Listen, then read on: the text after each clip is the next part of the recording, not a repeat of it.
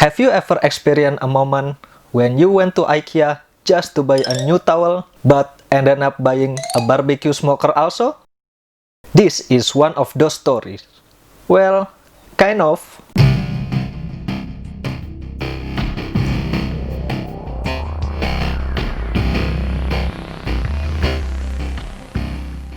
Hello guys, good to see you again. Welcome back to Pacific Front channel, where I talk and discuss military equipment and latest news on weapons program, especially for Indonesian Armed Force. Last week, I made a video about A400M Atlas. When I was doing research about this aircraft, I came across an Airbus A330 MRTT video.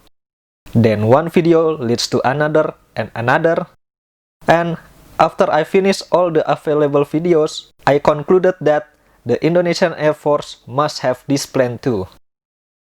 But I'm not that kind of guy who buys something impulsively, you know. I will also give 3 reasons why Indonesian Air Force should buy this plane. Airbus A330 Multi-Role Tanker and Transport Aircraft, or MRTT, is a commercial airplane turned into military purposes. Some of you might have had an experience flying with this aircraft before. Based on Airbus A330-200 as a benchmark for multi-role tankers, this new generation tanker aircraft can perform 3 missions in one: a refueling mission, deployment mission, and transport. Let me break down its capability one by one for you. First, refueling capability. A330 MRTT can carry up to 110 tons of fuel without any additional fuel tanks needed. It has the capacity of offloading 50,000 kg of fuel during a 4-hour loitering mission at over 1,000 nautical miles or 1,852 km from its takeoff point. It has 3 different types of refueling system that enables it to refuel a broad range of receivers. The first one is Aerial Refueling Boom Systems, or ARBS, using an under-fuselage boom extension to refuel receptacle-equipped aircraft such as F-16, F-35A, or another A330 MRTT. It has a fuel flow rate up to maximum of 3,600 kg a minute or 1,200 US gallon a minute. The second type is an underwing spot, with Cobham 905E underwing spot unit, enable the A330 MRTT to refuel any NATO or Allied prop-equipped receiver such as the Eurofighters, the Tornado, the Jaguar, or the FA-18 Hornets. It has a fuel flow rate of 1,300 kg a minute or 420 US gallon per minute. They said that Sukhoi 27 and 30 can also use this refueling method. The last one is Fuselage Refueling Unit, or FRU. Placed in the same position like ARBS does, but instead of boom extension, it uses the same system like underwing spot. The Cobham 805E Fuselage Refueling Unit enables the A330 MRTT to refuel large prop-equipped aircraft such as the A400M or CN-295, with an offload rate of 1,800 kg a minute or 600 US gallon a minute.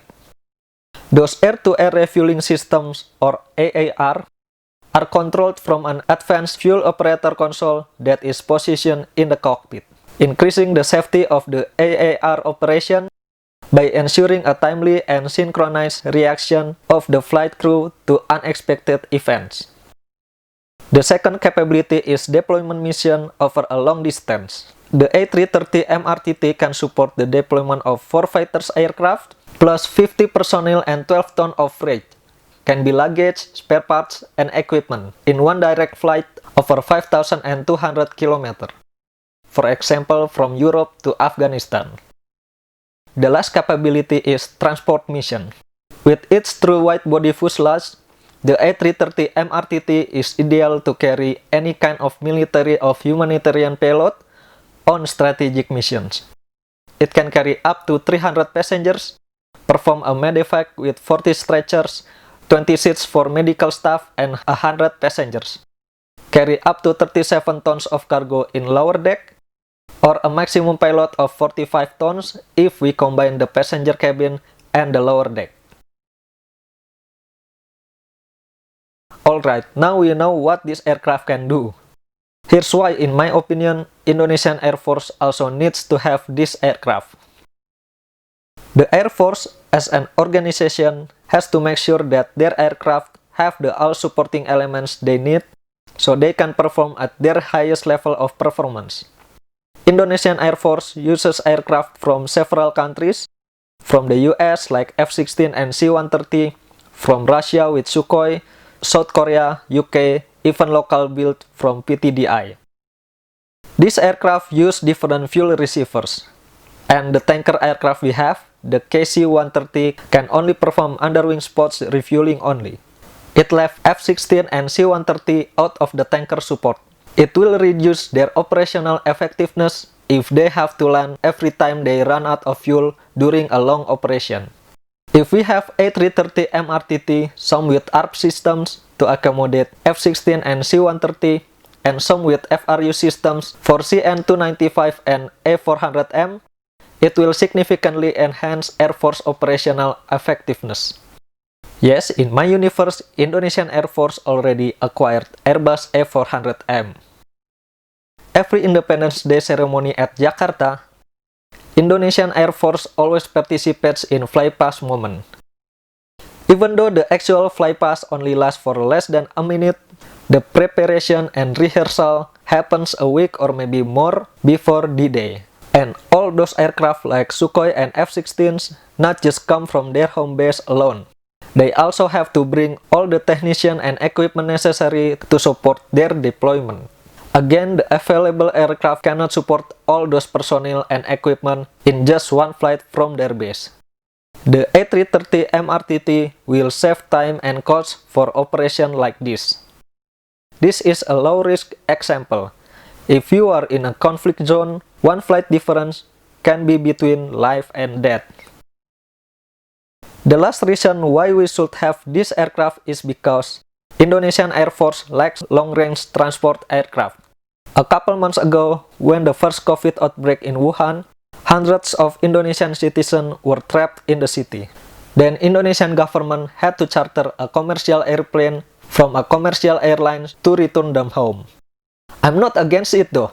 That was a patriotic act by the crew and I salute you. This real-life crisis example made me realize that we need a strategic transport aircraft so we can handle a situation like this in the future. The other TNI mission that can benefit from this aircraft is the UN peacekeeping mission. TNI is currently participating in peacekeeping mission in several countries. Every year, they replace their contingent with a new one. Instead of relying on UN transport aircraft or having to charter an airplane, I will be prouder if Indonesian Air Force who's providing the transport for their deployment and arrival. Don't forget that A330 is a commercial plane. It has underbelly cargo holds that can be used for cargo. I mean, it can carry 300 plus troops, almost a full battalion, alongside their personnel and battalion equipment in the cargo holds in one go, assuming one battalion is 400 troops. We don't have to worry much about maintenance either, because some Indonesian commercial airlines also use Airbus A330 at their fleets, and their maintenance facility surely can do some maintenance work for MRTT as well. There you have it guys, my 3 reasons of why Indonesian Air Force should acquire the Airbus A330 MRTT. Wait, I take that back. These are 3 reasons why Indonesian Air Force should invest in the Airbus A330 MRTT. 3 capabilities in just one aircraft. Such a cost-effective airplane. What do you think of this aircraft? Do you agree with me? Leave your thoughts in the comment section below. Also, feel free to check my other video about military equipment like this. And if you like this video, leave a like. If you didn't, a dislike. Hit that subscribe button and I'll see you in the next one.